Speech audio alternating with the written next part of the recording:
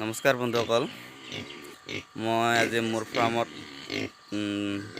পিলুৰ দৰৱ গাহৰি খুৱাওঁ। মই পিলুৰ দৰৱখিনি গাহৰি কেনেকৈ খুৱাওঁ আপোনালোকক দেখাই আছোঁ, আপোনালোকে চাই থাকিব।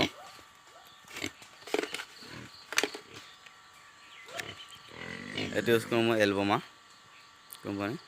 আপোনালোকে নামটো উল্টাকৈ দেখিছে।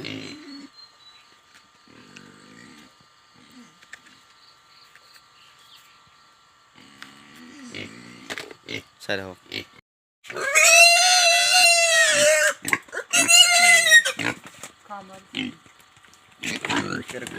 কোনটোক দিলোঁ?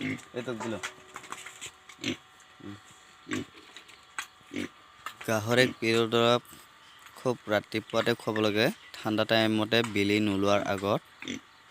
গাহৰিৰ গৰমেই বস্তু, গতিকে তেওঁৰ গাৰ নোমত কোনো ফুটা নাই, খুব গৰম, গতিকে গৰমত পিলুৰ দৰৱ খুৱাব নালাগে। খুব ৰাতিপুৱা ঠাণ্ডাৰ ভিতৰতে খুৱাব লাগে।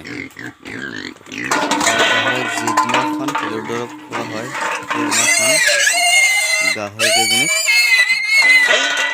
খালী পেটত ৰাখিব লাগে, মানে সম্পূৰ্ণ দানা দিব নালাগে আৰু ভোকত ৰাখিব লাগে সেই দিনটোত। তাৰ পিছদিনাখনৰ পৰা আৰু সম্পূৰ্ণ দানা দিব লাগে।